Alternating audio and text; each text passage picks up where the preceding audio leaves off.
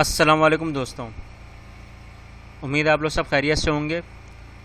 آج ہم لوگ پاکستان اسٹڈیز کا class degree level bachelor of science BS کا لیکچر نمبر 4 کرنے جا رہے ہیں، جس میں ہمارا آج ٹاپک جو ہوگا وہ یہ ہوگا کہ ہندو مسلم معاشرے کے حساب سے جو پہلے کے اختلافات تھے، جو پہلے اختلافات موجود تھے، differences between Muslim and Hindu society, وہ ہم ڈسکس کریں گے۔ لیکن اس ٹاپک کو ڈسکس کرنے سے پہلے ہم یہ چیک کریں کہ ہم نے اس کے پریویس لیکچر میں کیا پڑھا۔ ہم نے پریویس لیکچر میں جو ڈسکشن کی تھی، اس میں پہلا جو ٹاپک ڈسکس کیا تھا وہ سوورنٹی ان اسلام، یعنی کہ حاکمیت اور اقتدار اعلیٰ کا جو تصور اسلام میں، ہم نے وہ چیک کیا، ہم نے وہ پڑھا تھا۔ پھر ہم نے یہ دیکھا تھا کہ نظریے کے حساب سے جو اس کی بنیاد، اس کی اوریجن تھی، جو ارتقا تھا، وہ ہم نے پڑھا۔ پھر ہم نے یہ دیکھا تھا کہ اسلامی نظریے کے حساب سے جو ان کی بنیادیں ہیں وہ کیا کیا تھیں، ہم نے وہ ڈسکس کی تھیں، جو اوریجن ہے اور جو بیسز ہیں۔ ٹھیک ہے، اگر آپ نے یہ نہیں دیکھا ہے تو آپ اس کو ضرور دیکھ کے ہمارے ساتھ شیئر کر سکتے ہیں۔ آج کے ٹاپک کے حساب سے اگر دیکھا جائے تو ہمارے پاس جو سوال بورڈ میں یونیورسٹی میں پوچھا جا سکتا ہے اور جو ہے بڑا اہمیت کا عامل، کہ ہندو مسلم معاشرے کے حساب سے جو پہلے کے اختلافات تھے وہ کیا تھے، وہ ہم نے آج ڈسکس کرنے ہیں۔ کیونکہ اگر دیکھا جائے تو اس کا جو کمپیریٹیو انالیسس یا تقابلی تجزیہ کیا جائے تو اس کے حساب سے ہندو مسلمانوں میں پہلے کوئی اختلافات نہیں تھے۔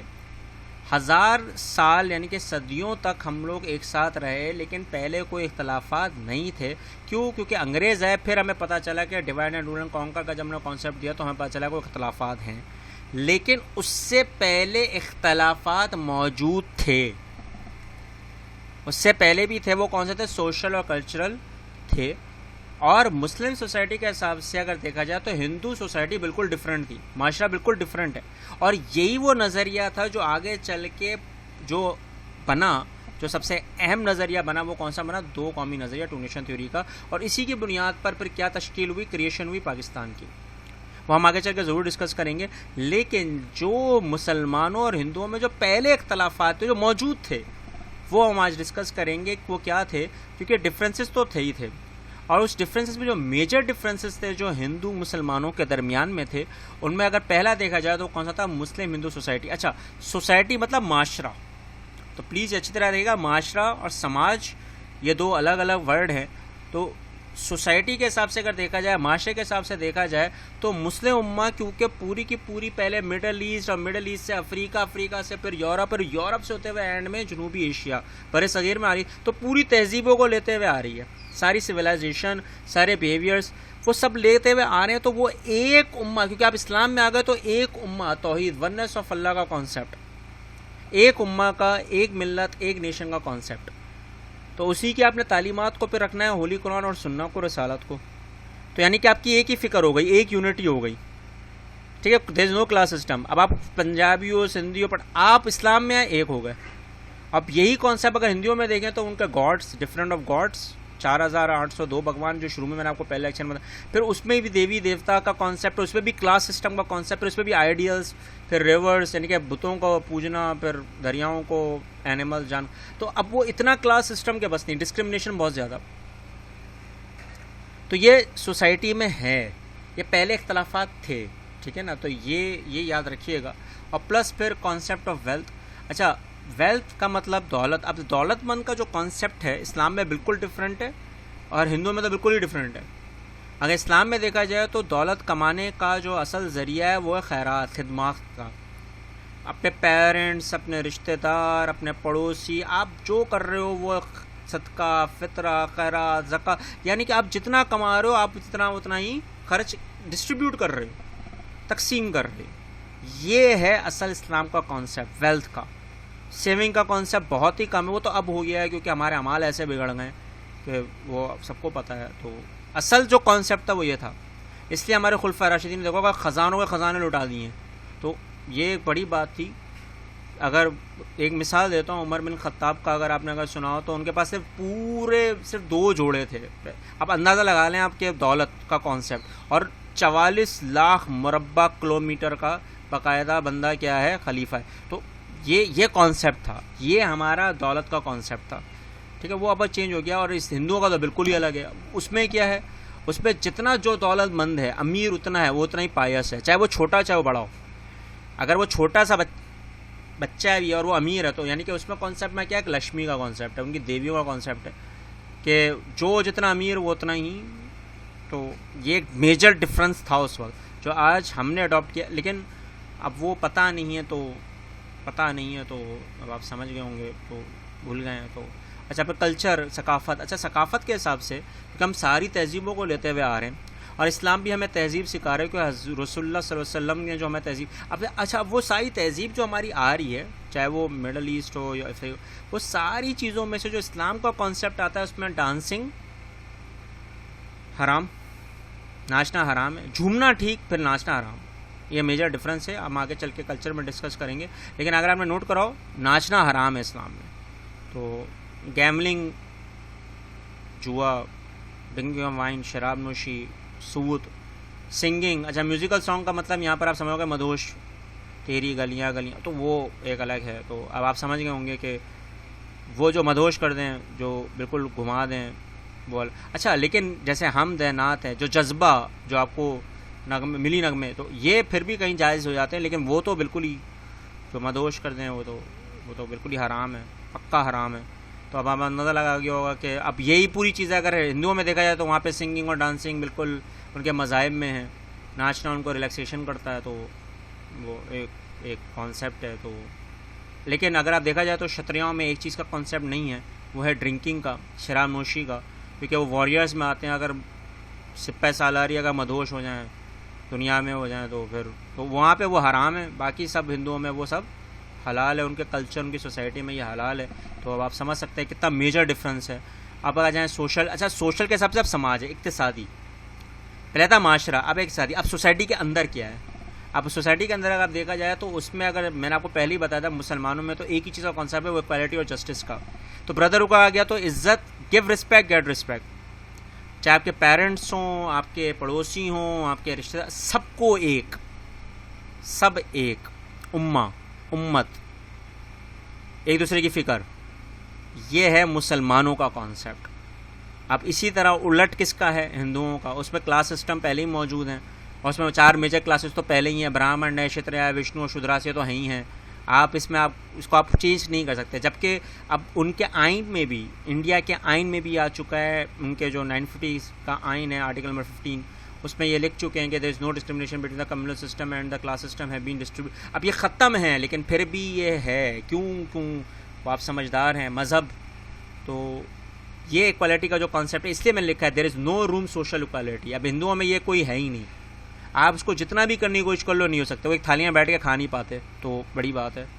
یہ میں نے اس لیے کہا کیونکہ آپ نے اگر دیکھا ہو 3 ایڈیٹس میں، تو ایک مووی آئی تھی بہت، تو وہ ایک سین ہے کھجلی والی روٹی. تو اس میں آپ نے اگر نوٹ کرا ہو، وہ تینوں تھالی وہ چاہتے تو ایک ساتھ بیٹھ کے، لیکن وہ فلم میں بھی دکھا رہے ہیں، تو یہ ہو نہیں سکتا. تو یہ ایک کانسیپٹ ہے. تو اچانک یاد آیا تو میں نے آپ کو بتا دیا. اچھا، پھر لینگویج اگر آپ دیکھیں تو لینگویج کے حساب سے اردو زبان کا جو کانسیپٹ ہے وہ 30 زبانوں سے مل کر ایک زبان ہے. اس میں ہندی کے بھی ورڈز ہیں، سنسکرت کے بھی ورڈز ہیں، پنجابی، سندھی، چائنیز، یہ سب ملا کر ایک ہے. اور سب سے زیادہ جو الفاظ آتے ہیں وہ عربک اور فارسی کے آتے ہیں. تو اردو ایک کر رہی ہے. اب 30 لوگوں کو، 30 کمیونل سسٹم کو ایک کر رہی ہے، تو ایک ہو گیا، یونٹی ہو گیا، ایک فکر ہو گئی. تو یعنی کہ زبان بڑی بہترین. اور کچھ انٹلیکچوئل اسکالرز، علماء کا لکھنا ہے کہ اس میں کبھی کوئی ابیوزو لینگویج کا ارتقا ہی نہیں ہوا ہے، ایولیٹ ہی نہیں ہوئی ہے، کوئی گالیاں نکلی ہی نہیں ہیں. تو پولائٹ زبان ہے، شاعرانہ زبان. تو اب آپ سمجھ سکتے ہیں کہ اردو کی کیا اہمیت ہے. اب تو لوگ سیکھ رہے ہیں، دنیا سیکھ رہی ہے، ہم لوگ اردو کی بربادی پہ لگے ہوئے ہیں، پتہ نہیں کیوں. ہم بیچ میں اردو میں پتہ نہیں بولتے انگریزی بھی آتے ہیں. مجھے بھی اردو سے ہی نہیں آتی، ایک سچ بات بتا رہا ہوں. یہ میرے لیے سب سے بڑا شرم کا مقام ہے، لیکن کیا کریں، لیکن ہے. تو اردو کی ایک اہمیت ہے، اس میں سب کچھ ہے، سب کا نچوڑ ہے، اور ہم اس کو اہمیت نہیں دے. تو یہ ایک ڈفرینس ہے. اور اس کے حساب سے اگر دیکھا جائے تو ہندوؤں میں عربک اور اردو بہت بری مانی جاتی ہے. پرکرت اور سنسکرت کو سب سے زیادہ اہمیت دی جاتی ہے. وہ ویداس میں، اور وشنو، کیونکہ ان کے اپنشد وغیرہ سب اسی میں ہے، تو یہی وجہ ہے. تو اب آپ سمجھ رہے ہوں گے کہ اردو کی کیا اہمیت ہے اور ہندی کی کیا اہمیت ہے. تو یہ میجر ڈفرینس ہے. اچھا، جو ایک اور میجر ڈفرینس آتا ہے فوڈ اور ڈریس کا آتا ہے. اچھا، اسلام میں مسلمانوں کا جو حلال فوڈ ہے وہ تو ہی ہے، جو حرام ہے، جو نہیں ہے، نہیں کھا سکتے. اگر آپ کی زندگی پر اگر وہ آ گئی ہے کہ آپ مرنے پر ہیں تو وہ حرام چیزیں بھی حلال ہو جاتی ہیں. کچھ چیزیں, ساری نہیں, کچھ چیزیں تو ہو جاتی ہیں. اسی طرح گوشت کا تو کانسیپٹ ہے ہی, قمیص شلوار پاجامہ کرتا شیروانی برقع. اچھا, ہندوؤں کے شتراؤں کو چھوڑ کے, شتریاس کو چھوڑ کے وہ گوشت کھا سکتے ہیں, صرف ایک کا گوشت نہیں کھاتے سانپ کا, باقی تو سب کا وہ گوشت کھا سکتے ہیں. لیکن برہمن, شودراس اور وشنو جب وہ گائے کا گوشت وغیرہ, کیونکہ ان کا بھگوانوں کا ہے, گاؤں ماتا کا کانسیپٹ ہے, تو وہ نہیں کھاتے. اچھا, ان کا جو ڈریس کا آتا ہے وہ دھوتی, لنگوٹی, لہنگا, ساڑی. اچھا, لہنگا جو ہے اور برقع وہ ہمارا بالکل میچیبل ہے, لیکن اگر لہنگا دیکھا جائے تو وہ ذرا ڈیزائنیبل ہے, لیکن اس میں صرف فیس اور ہاتھ دکھتے ہیں, تو وہ جائز ہے وہ, کیونکہ ہندو سوسائٹی ہے. اور برقع اگر کوئی عورت پہنے تو وہ ناجائز آج کے دور میں, تو وہ ایک پتہ نہیں کیا الٹ کانسیپٹ ہے, پتہ نہیں کون سا. اچھا, دھوتی کا کانسیپٹ جو آج جو مسلمانوں کے پنجابیوں کے ساتھ جوڑا جاتا ہے وہ بالکل الگ ہے, وہ ہندو کا کانسیپٹ نہیں ہے. وہ تو پنجابی بیچارہ جو ہے وہ اس کا جو پروفیشن ہے, اس کا جو پیشہ ہے, وہ بیچارہ زراعت میں, زیادہ تر پنجابیوں کا زراعت کا کانسیپٹ ہوتا ہے. تو وہ چکنی مٹی, گیلی مٹی ہوتی ہے, تو وہ دھوتی پہن کے اگر اس میں اترتے ہیں تو ظاہر بات ہے, اگر وہ پینٹ یا شلوار پہن کے اتریں گے تو گیلا ہو کے وہ بھاری اور پھر گرنے کا الگ. تو وہ اس لیے پہنتے ہیں دھوتی. وہ یہ نہیں ہے کہ جو ہندوؤں کا کانسیپٹ ہے جو رام کرشنا نے دھوتیاں پہنی, نہیں, یہ وہ کانسیپٹ نہیں ہے. پلیز اس کو اس کے ساتھ میچ نہیں کیجیے گا. یہ پتہ نہیں کیوں ہم نے میچ کرنا شروع کر دیا ہے. تو یہ ذرا یہ ایک کانسیپٹ ہے, تو ذرا دھیان رکھیے گا. آپ کو شہروں میں نہیں دکھے گا پنجابی سارے کے سارے دھوتی پہن کے گھوم رہے ہیں. وہ ان کو پتہ ہے, وہ شلوار قمیض پہنیں گے, ان کو بھی احساس ہوگا, نیچے سے ٹانگیں دکھیں گی تو وہ آپ سمجھدار ہیں. چلیں ماشاء اللہ. اچھا, سینٹر آف فیتھ. اچھا, سینٹرز جو ہیں ہمارا جو ہے مسلمانوں کا جو ہے وہ مکہ, مدینہ اور بیت المقدس ہے. اسی طرح درواقہ, دھویا اور ماؤنٹ ایوریسٹ وغیرہ جو ہے. اچھا, درواقہ آپ نے دیکھا ہوگا ٹرائنگل شیپ ہے. اچھا, یہ جو اب آپ کو میں بتاؤں گا آرٹس اور بلڈنگس کا, یہ آرٹس اور بلڈنگس آ گئیں, اگر نوٹ کرا ہوگا تو یہ جو اسلام کا جو کانسیپٹ میں جو یہ راؤنڈ اباؤٹس آپ کو دکھ رہے ہیں نا, گنبد, یہ جو گنبد کا کانسیپٹ اور مینار کا, یہ جو گنبد کا کانسیپٹ ہے نا, راؤنڈ روفس آف ڈومس کا جو ہے, یہ اگر اوپر سے دیکھا جائے تو اسفیئر بنتا ہے, ایک سرکل بنتا ہے, اور سرکل کے اوپر ایک نوک بنی ہوئی ہے. یہ نوک جو ہے نا, یہ ایک یونٹی کا سمبل ہے. ہر اسفیئر کا ایک سینٹر کا ایک نوک, اور ایک نوک کا مطلب کون ہے, وہ اللہ, وہ ایک ہے. تو یہ ہمارا سمبل ہے.